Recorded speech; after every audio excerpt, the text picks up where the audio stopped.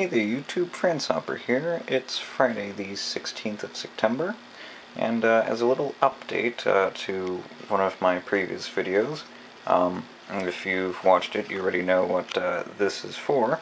If you haven't, I've built kind of a do-it-yourself room entry detection system, which basically what happens is I have an RFID card attached to the pocket of my pants, and this reader here picks it up and it connects over a USB cable to my computer and basically tells my computer, hey, log on and or turn the screen on and log me in to my computer.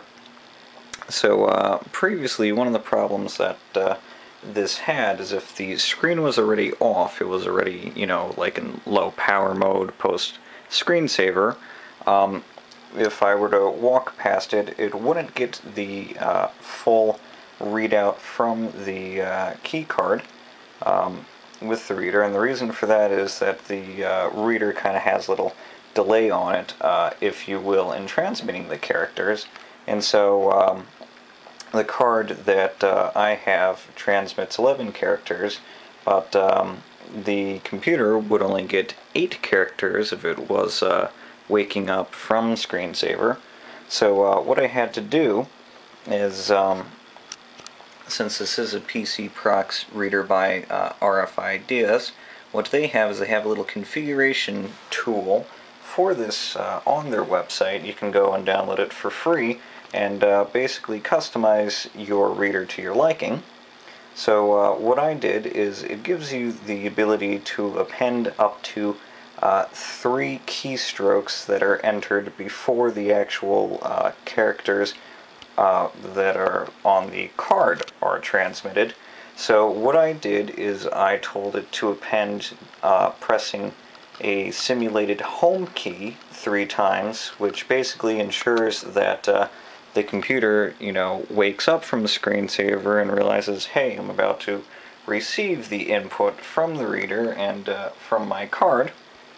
And so, since it has those 3 home key presses appended to it, it gives the computer basically enough time to wake up and catch the full readout of my card from the reader.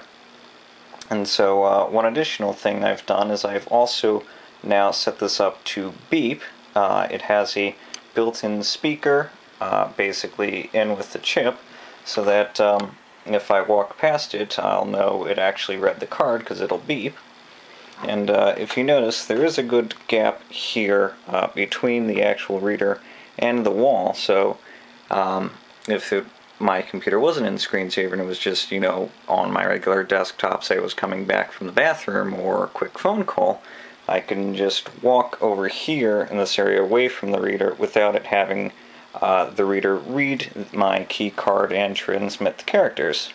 So for example, here I'm along the wall, I walk around to my desk, and as you noticed, there is no beep because I wasn't close enough to the reader for it to read. As for the read distance of the reader, I think it's about 6 centimeters, maybe an inch or something like that.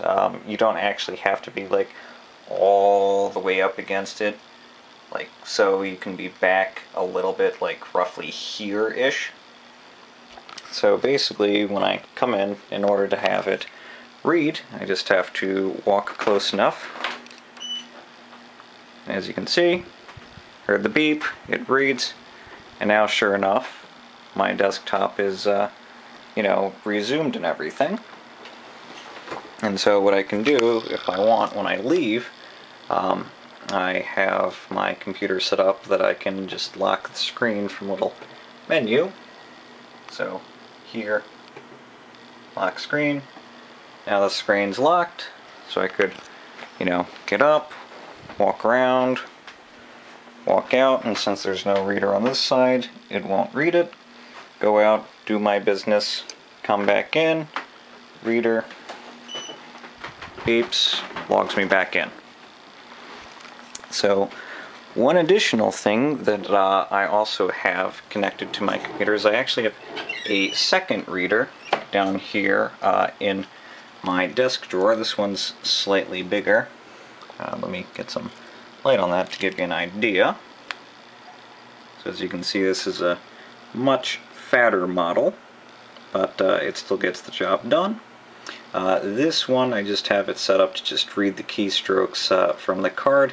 It doesn't append anything or beep, because basically what this one is here for is if I'm doing something that requires my password, I can simply take my card out of my pocket, like so, and pass it over. And it would basically transmit my password for anything that needs it. So, yeah, really the last thing that I have to do is go out to Staples to get some Velcro to better mount that, because it is indeed still being held up by Scotch tape.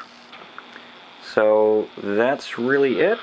If you're interested in this and want to do something yourself, again, what I've used for it is just my Drexel ID is an RFID card that it'll read, but I will probably be replacing it with another dedicated RFID card just for this. That'll run me about $2 on eBay, maybe an additional $2 to $3 for shipping. As for the RFID reader, in case you forgot or didn't watch the other video, this is the RF Ideas PC Prox reader, the Enroll. It's RDR6081 AKU is the model. This emulates a USB keyboard, and right now is held up with lovely Scotch tape. And then it connects up to 2 USB extension cords. Here's the end of one here. And there's another one right there behind the box. I bought those from the dollar store, so that's $2. The reader I got in a pack of 5 off eBay for about $15. So price on this will vary. I recommend just, look on eBay for one for cheap. Retail price, I think this actually runs for like $200.